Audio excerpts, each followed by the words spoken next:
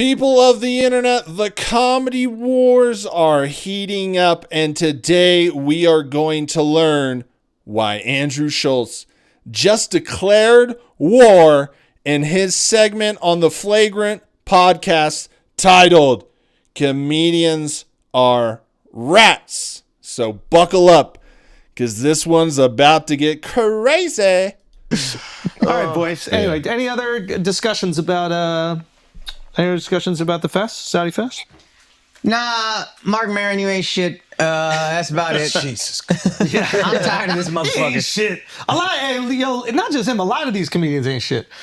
I've been seeing a lot of comedians trying to separate themselves from Austin lately. Have you seen this? Yeah, of course. I've seen a lot of these comedians really trying to create distance from Austin, what's happening in Austin.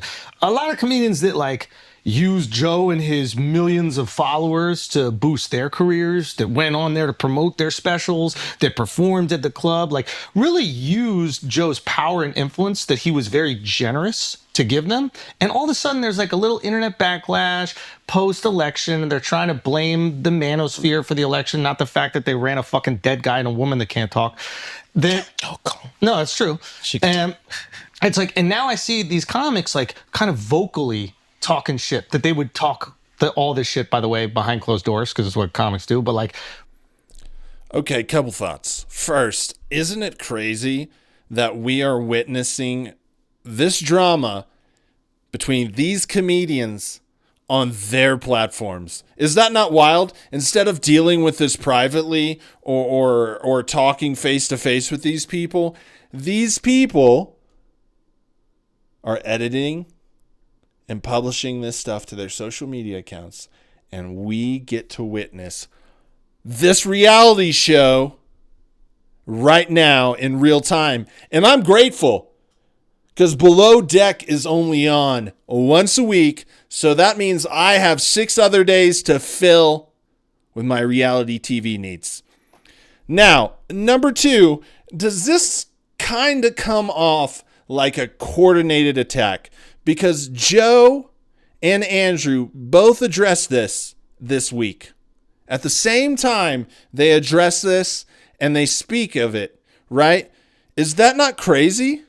I'm just thinking, because to me, if it's a coordinated attack, is it a coinkydink that they did this exactly at the same time? Which, to me, could possibly prove that Joe Rogan is actually calling the shots. I'm just saying that. And number 3, Andrew does have a point that a lot of these comedians did use Joe Rogan to elevate their careers. But I think everybody that goes on the Joe Rogan podcast does that. And also,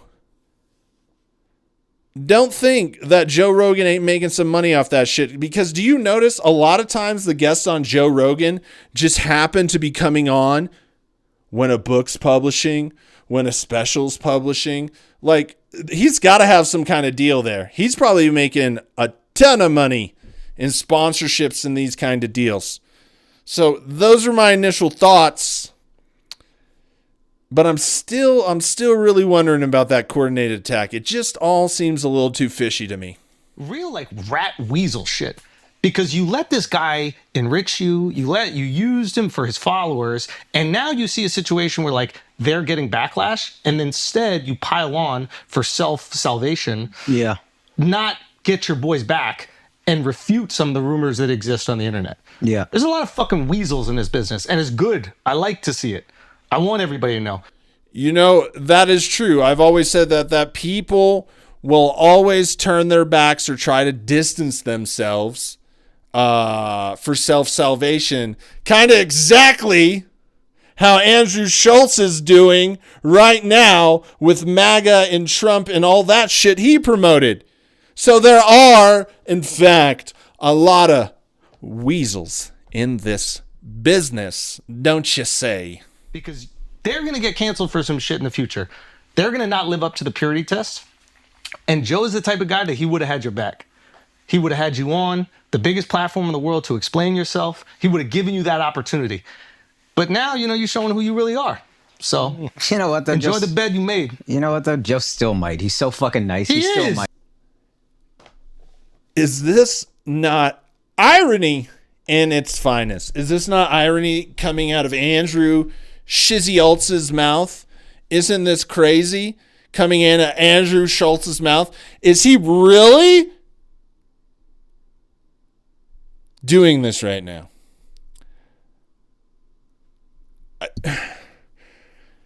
It's crazy that the comedians are calling him out for his hypocrisy, the things they did, the bed they made, and the thing he does is tell them they're the hypocrites for calling him out on his hypocrisy. Now, to me, this seems like a number one gaslighting technique. And now this actually could be a coordinated attack. And they're addressing, Joe Rogan and Andrew Schulz address two different areas. Joe Rogan was just like, he's mentally ill. He's a pathological liar. He's not good at comedy. And now Andrew Schulz, the second phase of the Rogan attack plan, right, comes in and then tries to attack their loyalty, them being backstabbing people. Do you see how this is? None of these guys on the Rogan sphere are addressing the fucking point. It's just absolutely bananas. You can listen to both sides, right? And sure, both sides are just being dumb, right? They're just fighting. And like, that's kind of normal between friends, business. Like, there's conflicts. But they're also just putting it all up for us to watch, which is beyond crazy to me. Point being, this is some really, really rich shit coming out of your mouth. This is kind of insane. And if you want to see which side is focusing more on the truth and which side is focusing more on slandering one's character, you only have to watch the clips that they put up, right? It's literally insane, folks. I can't believe it. But I want you to understand before we continue, this is a serious point of the video. If anybody watches one point, it's this right now.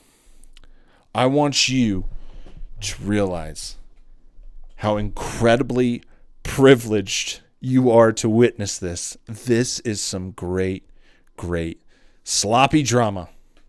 And it's not often that it gets this good.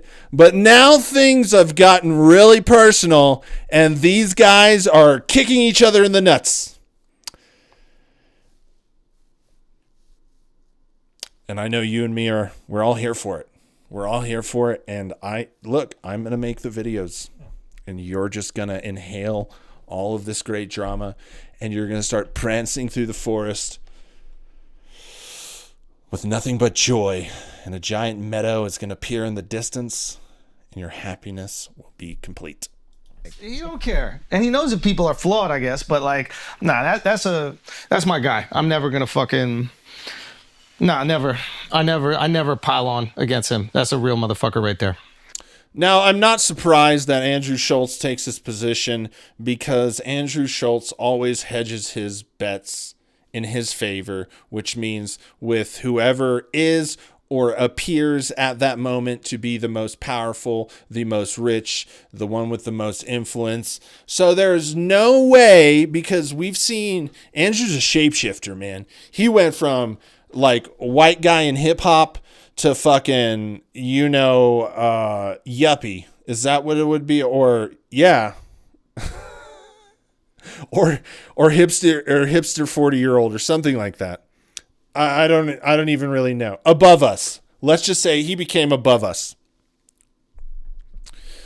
Which is crazy to think, So anyway, it's just crazy to think how much Andrew Schulz has changed. But this is the position he would take, because to him right now in this moment, as far as how the chips are stacked, he's not going to go after some young upcoming comedians and go to their side over like one of the most powerful people in media, right? This is not surprising at all. Not surprising at all that he takes this position. Also, comedy scenes are comedy scenes. Like Brooklyn was the most annoying comedy scene. Yeah. Probably still is. I don't need to perform there anymore, luckily. But like, it was the fucking worst comedy scene. He's right here, guys. They're just nice people, okay? They like No, they're Joe. not. They're not They like nice Joe. people. No, they're not. No, they're not nice people. Yeah, but it's this thing that's like they're going like all the comics and whatever. It's like, listen, the majority of comics at a comedy club suck. Okay? They do. I go to the cellar, I roll my eyes at half of these motherfuckers before I gotta go on and mop up the bombs that they fucking do. Okay?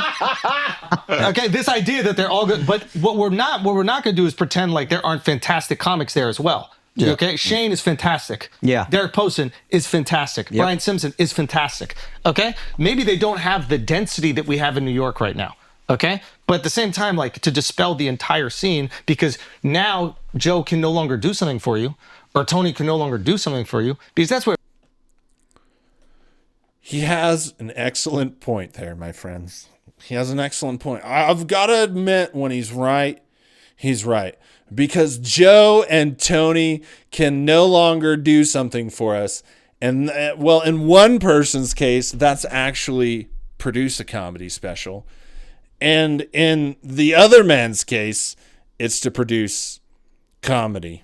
And then maybe a good comedy special that isn't aptly named something with burning, right? They can't do comedy. That is just what it is. So Andrew has a solid point there. I'm not going to disagree with him. It really comes down. When going on Joe Rogan made you a millionaire for 6 years in a row, all these comics were fucking quiet. They were complimentary. They were. He's right. They wanted to get in. Now that going on Joe Rogan once doesn't automatically give you a career, and now that Kill Tony is focused on more like character-based people, now they no longer see their salvation in these two people. So now they're having these honest conversations. Oh, they're saying the R word a lot. Shut up, retard. Do you know what I mean? Did the Rogan sphere prove our point? Right? Did the Rogans... You see, you guys in the comments have preached it. I've preached it. That the Rogan sphere is phony. That it's full of bad comics. That their comedy sucks. And the Rogan sphere is just proving us all right. Because it says, now that they no longer see Kill Tony and Joe Rogan as their salvation, right? Well, I mean... It is their salvation, but they can't use it anymore because now the appearance and the backlash outweighs the salvation and the like being canceled, right? But isn't that funny that a lot of these comics are relying on Kill Tony and Joe Rogan? And all along, that's what it was. You know, he mentioned all these Brian Simpson, Derek Poston. Who's talking about them? If they're so good, we've heard you say good comedians before. I didn't think Brian Simpson was that funny. Derek Poston, I don't know. But I'm just saying, if they're so good, why aren't we hearing about them? Anyways. I'm seeing these comics. It's just so two-faced snake weasels, little rats. Yeah. And this is kind of who they are, though, to be honest. Like, these are the conversations they have in private, and then they kind of change face. So maybe it's even better that they're finally have the balls to be authentic. I mean, now. look, let's be honest. If you're a stand-up, you have a void. There's something going on in here. Yeah. Some of us, I hope I'm one of them, tries to work on it and still be a better person while chasing this thing. And some of them, it's just an endless void, and they're just going to keep chasing and keep betraying and keep being whatever. Yeah, I just think it's so corny. As interesting as this is, you know, I just had this epiphany while I was watching it. And like this is people complaining and then like taking the moral authority and like be a better person. They just need to grow and stuff. And we all do that in moments. And boy, does it look stupid. I was just thinking of times I've probably done on this video a million times, and I was like, boy, boy, I look stupid. That's why they talk about the purity test. That's why I'm open about being a flawed human. Because this cancel culture and all this stuff, it comes from trying to be better than you are. It comes pretending, at least pretending. And not owning, not taking accountability when you make mistakes and stuff like that. And it just comes from that, right? But boy, when you're up there preaching like that, God, I'm sorry. I just felt a little bit of shame for a second. Then I realized, look at our country's government, right? Here we go. You use someone to enrich yourself, and the second they're going through something, you immediately abandon them, and then you could say nothing. Yeah. Yeah. But you have to act. Now you have to say something. You have to have a word. It's like... Ooh, that's interesting. Okay. Well, now we know who you are. Even though we always knew, now everybody knows who you are. And your fans probably... No, some of them I'm surprised by. Really? Some of them I'm like, I thought you were a stand-up dude, man. I thought you were a stand-up fucking guy. And you were not. Yeah, that is the epitome of a... What's changed? Because I feel like... They don't see their salvation in him. Comics are loyal to their salvation. Sorry, what are you saying? Like, I feel like when Rogan was in L.A. I might have not explained it a couple minutes ago, but did you see that? This whole time, they were saying they're good comics. They were all doing all these arenas, and they were touring all the time. But Andrew Schulz is just admitting a lot of the things we've been saying. They saw Joe Rogan and Kill Tony as their salvation. Just like we said, how all the Kill Tony comics got to rely on it, how all of the Rogan Sphere comics got to rely on those guys and all the other podcasts. They are the only ones promoting each other because everybody else think they are hot garbage. Isn't it crazy? I love when Andrew Schulz goes on these rants because he's proven that he himself is a hypocrite and is exactly what he's complaining about. And he's also proving that all these guys got to suck up to Rogan because he's their salvation. Dude, don't you wish we had a gospel choir? I was always a big fan of the gospel choir. Not the singing, but the singing is pretty cool. But the music, man, because gospel choirs have the best fucking drummers, dude. And gospel churches, just let them guys go off. So you may be praising the Lord and shit, right? You may be doing all that if that's what you believe in. I don't go to church, but I've seen these things. I've seen these things with my own eyes on a television set. And the drummer is just doing fill after fill like a 10-minute solo. You could just show up for the music and bounce after. It's almost that good. Anyways, great drummers. Here we go. It was everybody got along. It was really kumbaya in the comedy scene. Like no one really attacked other comics, even if they disagreed with them. What has changed? Of course they did. My opinion. Everything trickles down, right? So it's like when the only way to make it was be on Comedy Central, all these comics that we see now were doing knock-knock jokes, hoping to get a special on Comedy Central, right? So you basically gravitate towards what your salvation is. Most people do. Most comics do.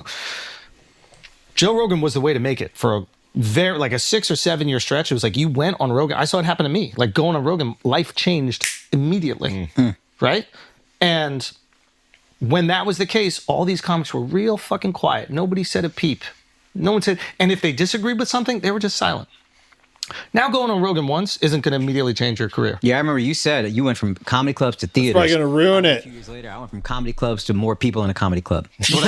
Isn't that crazy? He's admitting something else, that Rogan is no longer has the power that he once had. That going on Rogan's show is almost deciding on a political party at this point. And it could hurt your career because Rogan has become this, figure, this polarizing figure, and what he stands for. The other side, one half of our country doesn't, right? It's crazy. Rogan asked me like a couple months ago and I had to decline, but it's just that those bodyguards, walking in Rogan's building. I honestly think, I'm just being honest, I'm not sure if I would make it out. Okay? I just got to say it. So I politely declined. It just is what it is, you know? Could you talk 3 hours to Joe Rogan? That just like, it's a hard task. But like, and then what happened is, I think a lot of comics saw like Kill Tony being the way to make it, right? So nobody was going to talk shit about Rogan, and nobody's going to talk shit about Tony. And now you see Kill Tony, and the people that really explode from there are like more character based, right? So then comics go, okay, well, I can't make it immediately off of Rogan, I can't make it immediately off Tony. I guess I'll sandbag these motherfuckers while the internet is coming after them. Or they put up with their fucking shit for so long, and now it's kind of like, when you're solving some kind of crime or something, and one victim comes out, and then all of a sudden all of them come out, because it's just like, at some point, this is another point, it could be at some point someone snaps, someone has had enough, someone is just done, and then one talks, because we've seen this. One talk, and now they're all talking, right? They're all talking. And it could be that too, because they don't want to make it like that. If it is, they don't want to make it like that, because it would have to put some sort of accountability on them for being dickbags for a long time. And I think that's more likely what the case is. But it's interesting. What's interesting is keep your eye out for who ain't showing up at the Comedy Mothership anymore. Because what we're about to see is a Rogan sphere cleansing. And Rogan is just going to get rid of all the people that Andrew is talking about, all the comedians Andrew is talking about. This is going to get real messy. And like I said earlier, I am absolutely here for it. As long as they're publishing it themselves, like, is it our fault if we watch it and not feel bad, but more thoroughly entertained? Could we hit up Bravo, maybe get Andy Cohen on to do a reunion special? We could make this great, we could. I think that's what it is. I think it's purely, where is my salvation? And now they see their salvation as like, oh, I'm going to separate myself from the manosphere because there's so much criticism on the internet. It's like, no, that's the time where you should lean into the people who helped you. That's the time where you should be a good, solid friend. That's the time where you should refute fake narratives about someone who helped you when you offered nothing to him. All these people that went on Rogan, they offered nothing to Rogan. He literally gave them a platform, and the biggest platform on the planet, millions of people that can go come out to your shows. You made millions of dollars off this guy, and now you're going to fucking sandbag him? Let other people come on? Okay, first off, Rogan did need them. And he could be picky, right? But as a content creator and performing in the media, whatever that space you're doing something, you are a slave to content. Don't make it like Joe Rogan bought you on and he just made you success. To some extent, that's true. But you were interesting enough to be seen by Rogan as somebody that would provide him good content that his listeners would enjoy listening to. Don't forget that, because people up top, like shit, I gotta look for shit every day. I'm 1 to 2 videos a day. I gotta look for shit every day, and it's hard. And sometimes you gotta get creative. And you know what? If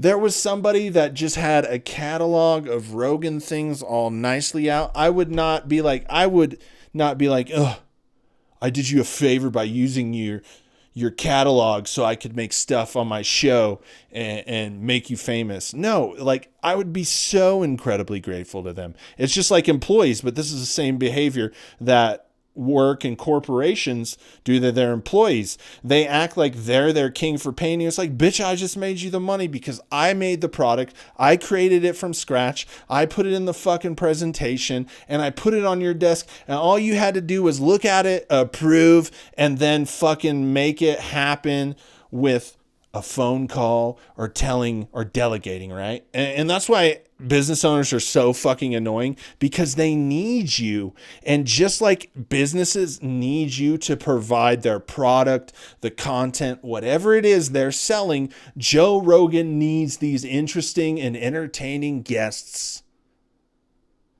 to print him some fucking money, right?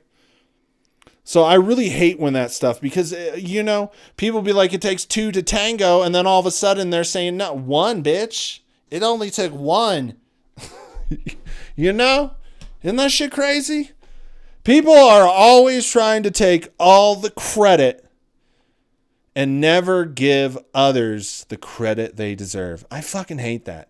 And I think that's a real selfish trait. It's a real selfish trait.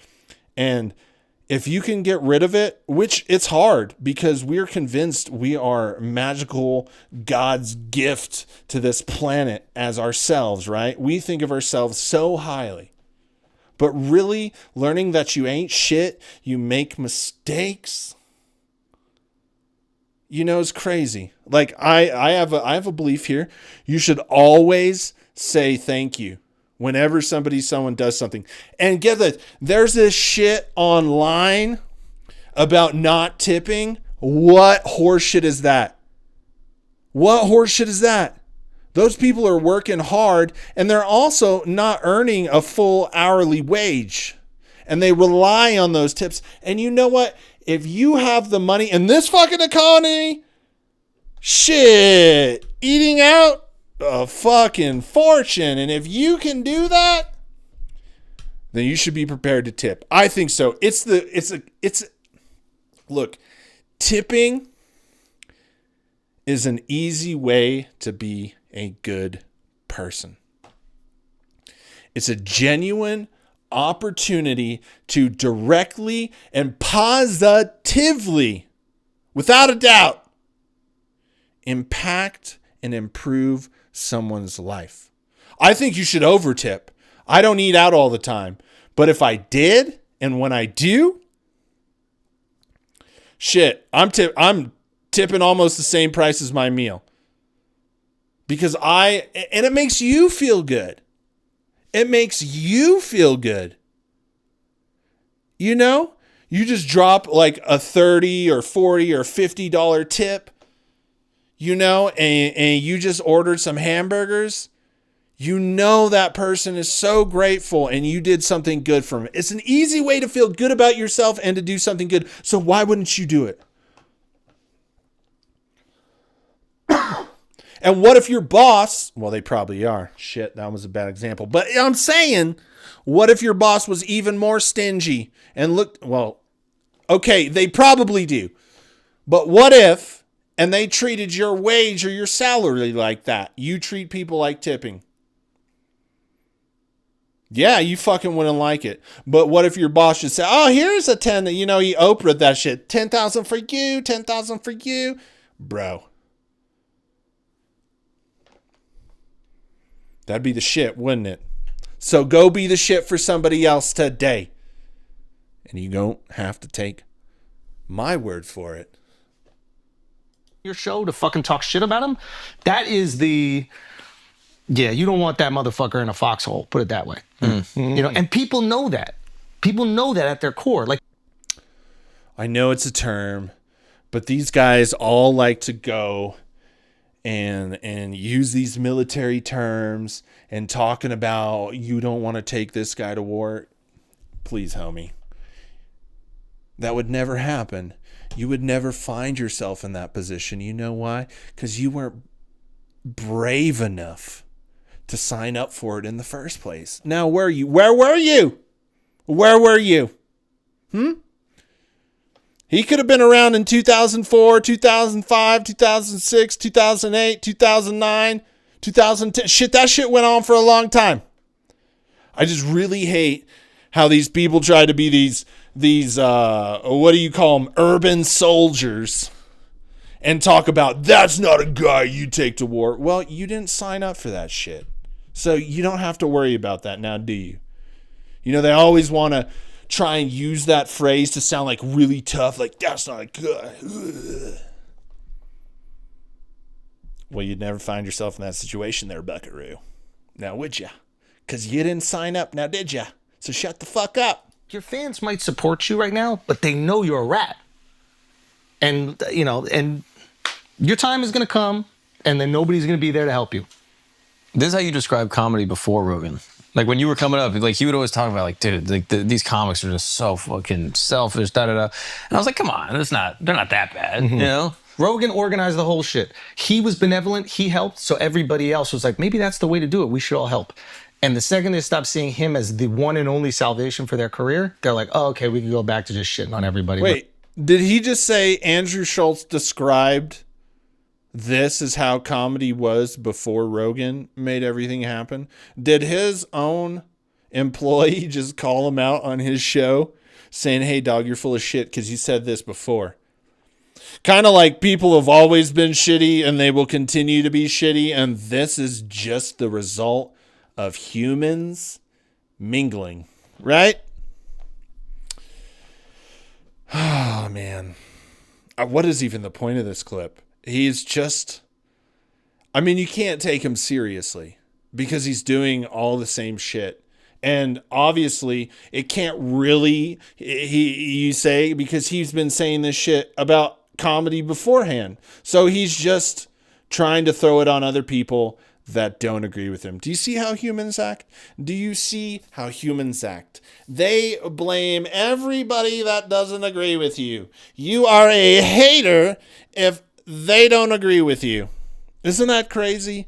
And actually, if we got over ourselves and our stubbornness, which is a still work in progress, right? It's a very difficult thing to do, to admit you're not the center of the world and you're not some gift to this Mother Earth.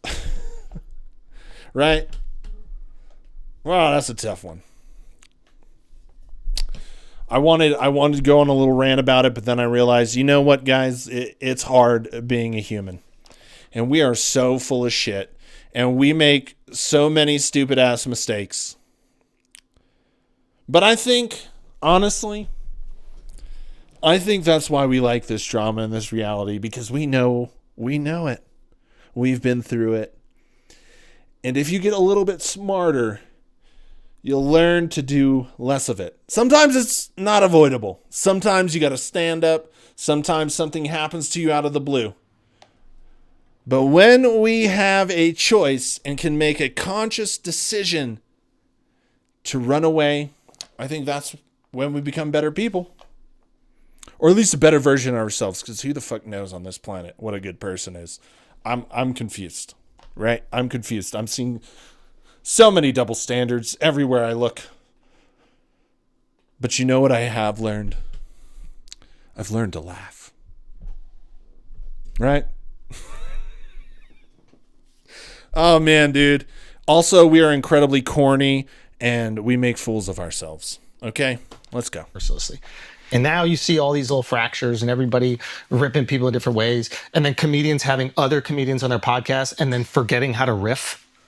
Oh, that fucking drove me crazy. It's like, all of a sudden, I don't know how to riff. Now your premise is offensive to me. Yeah, oh my God, you can't use that word. You used to be on a podcast. Did you see Akash's face? Why does he always look hungover, man? He just looks hungover all the time. And I'm just a question. Are Andrew Schulz, hold on, let me move this for you guys. Hold on, here we go, sorry. Just a second, I'll move it up. Are Andrew Schulz and Akash coordinating their outfits? Only question is because they both have on corduroys, a different color. They both have on corduroys. Or maybe Akash's look like corduroys. Or maybe they're like pinstripe pants. I don't know. I think they're corduroys. They both have pants that aren't long enough on. They're both wearing absolutely terrible socks. They seem to be coordinating.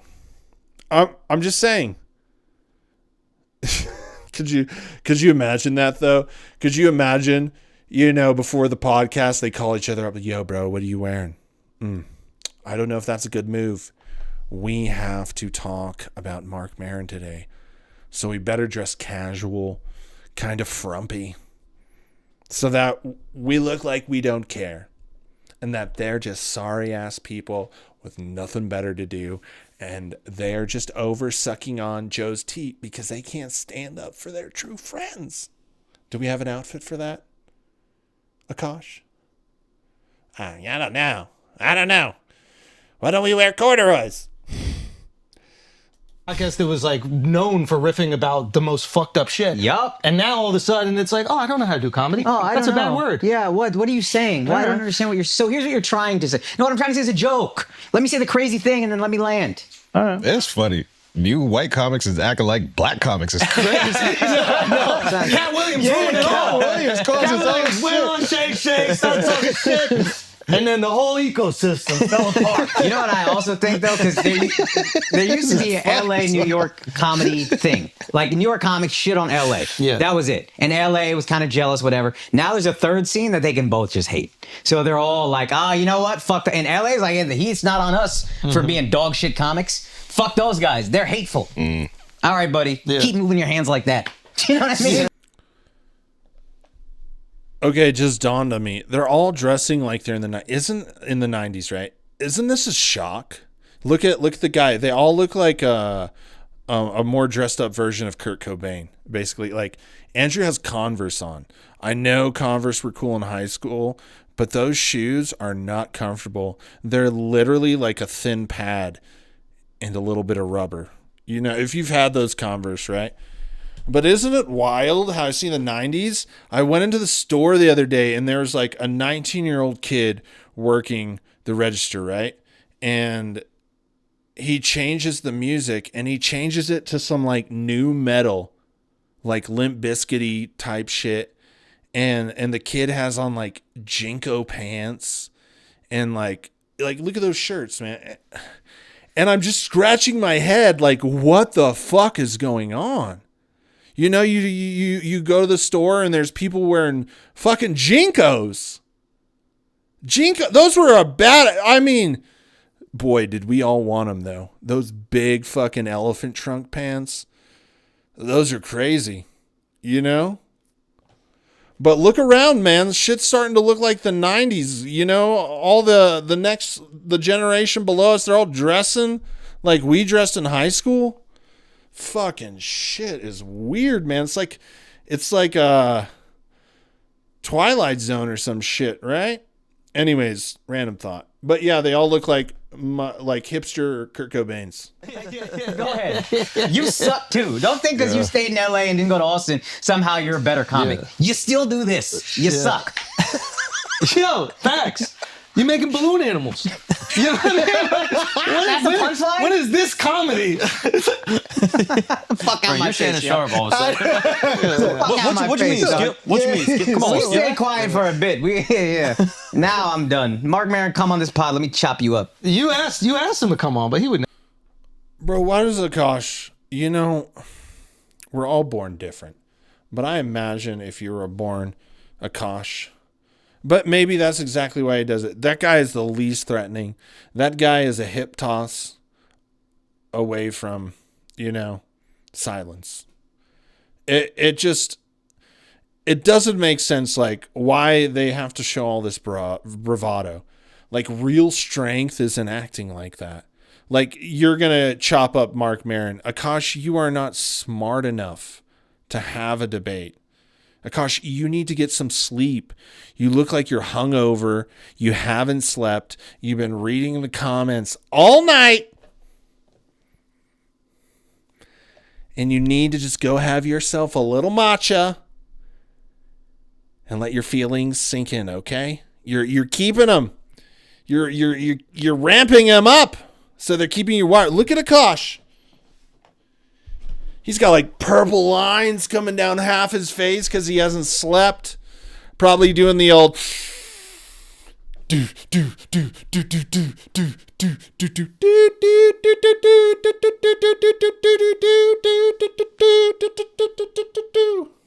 That's what happens when you get famous, because you get all the good shit. Never come on. No, I asked him nicely. Now, come on. I'll chop you up like you Jamal Khashoggi. You know what I'm saying? Come on, bro. Come to the embassy.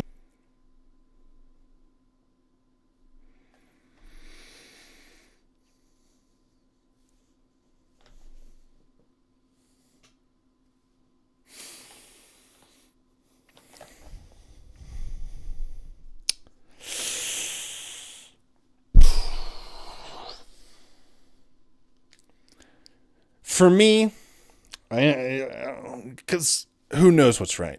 Yeah, I say that way too many times. But for me, ooh,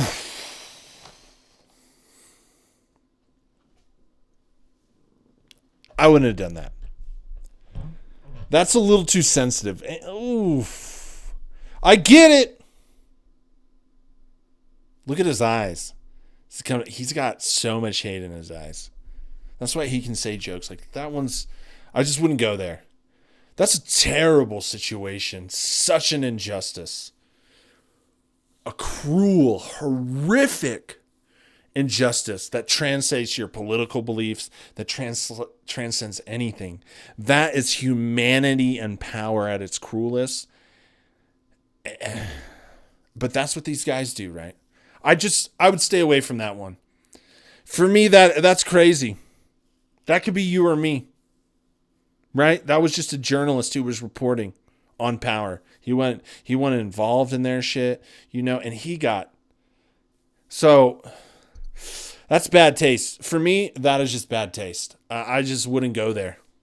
I know y'all could laugh, but look at his eyes. You know that one song from the 80s? It started out with, look into my eyes. I'll do it for you. Anything I do. I don't know what the fuck that song's called. But it began with look into my eyes because you can really tell a person's intentions when you look into their eyes. Look into those eyes. Just take a look. That's hate. That's hate. This is getting dark, folks. It's getting dark. It really is. It's going to get crazy. And hopefully they just keep uploading it, No harm, no foul. Yeah, come to the embassy, Marc. You don't even Come to the embassy. Schulz can sit out if you're intimidated by it. What if I hosted an Andrew versus Marc? Do you think I could swing it? Do you think I could get him on? Get him on the old, I understand myself that I point out and I just like research. I'm not really that serious about this. I just enjoy talking about the topic on my show for you guys. And then I don't really think about it until it's time to make another video. But I understand I have explored some areas, and these comedians, if they've seen my video, must absolutely hate me. Because I'm just good at finding interesting stuff sometimes. Well, I guess not. Or anyways, besides the point.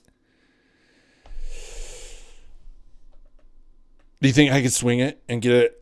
Dude, how good would that be? How good would that be? Man, I would ask some good questions, ones you wouldn't even think of.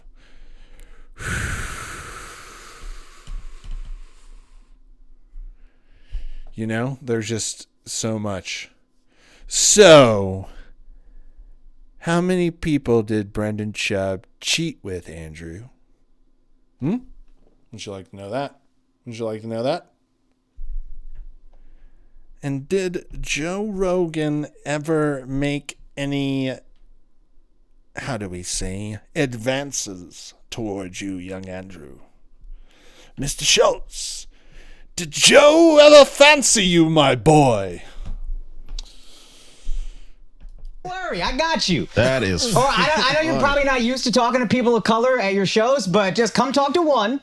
and then we'll handle it. Marc What a Maron pussy. acting like he didn't also have a president on his podcast. Oh, but I'm sure he asked him all about the You know mass what I mean? deportations. Yeah. I'm sure he asked him about drone strikes. The I'm sure he asked him cages. all the tough questions. Get the fuck out of here, I think bro. you just had him back on. You did the same thing. Did he really? I think so. Can you double check that? Hilarious. He just had Obama on like a few You days did ago. the same thing, bro. You did the same exact thing. We might You also asked need to Eddie- fact check this, but I Do you see how ragged, like all around his eyes is purple and tight? Dude, he's got eyeliner. Dude, these guys, this is the second time I'm noticing.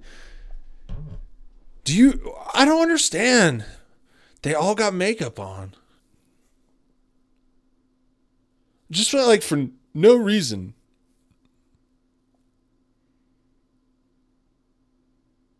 Maybe because they're all hungover and do you think they're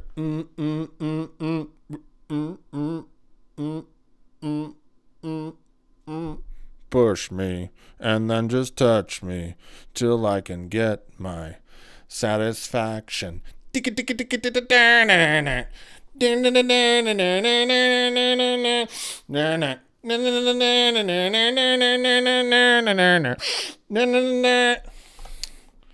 I'm feeling extra special today, folks. I've heard Marc Maron hasn't had a single trans person on his podcast. Oh my God, those people he cares so deeply Decades about. you've been doing this pod? Maron don't care about nobody but himself, and anybody inside of comedy everybody. knows this. It's the people outside of comedy that are like unaware of it. Yeah. But like, what was the whole shit with Jon Stewart? Oh yeah, well they had. Now let's have fun. So let's have fun while we're talking shit because he's been going on every pod talking shit. Jon Stewart and Marc Maron in New York decades ago were like comedy purists, hated all kinds of shit. Like they were like, we love stand up, we love this. Jon Stewart gets a job with MTV hosting a show. Marc Maron is like, fuck you. Like, to his face, how fucking dare you take that? You fucking sellout. You fucking shill. Fuck you. Makes John feel so bad about it. Affects their relationship. John ends up leaving the show for whatever reason. I don't remember if it was a moral thing or he had no I offer think or didn't whatever. he get the opportunity to do like? Probably got a better opportunity. Yeah. Guess who takes over that show? No, Marc fucking Maron. not Mark the principled. Oh, Marc, the principled guy. And then he tried to act like nothing happened with John. John was like, no. Fuck you. You don't get to be my friend after that. Exactly. Fuck you. Then, decades later, they try to chop it up, or they try to patch it up. And John is like, Marc is like, hey, I would love for you to come on the podcast and talk about this. John is like, look, if you want to mend the friendship, I'm open to it, but I'm not doing it to give you podcast stuff. Like, let's just talk in person and we'll have it out. Marc Maron never contacts him again. Exactly. Because it ain't content. But it's like, and I understand why outsiders wouldn't know this about him, but like anybody on the inside knows. Welcome back, man. Well, I think we got to stop it right there. We've been on this long enough. This is getting crazy, folks, and I think it's only just begun to get interesting. I think there's going to be tremendous fallout. I think you're not going to see people anymore in the mothership or on other podcasts outside of the Rogan sphere. I think they have dug their trenches and they're just launching rockets to the other side, but as we learned in World War I, trench warfare is useless and creates more casualties than it does winners. Let me know what you think in the comments of the Comedy Wars. Peace. Know you like to bang, yo. Don't stay.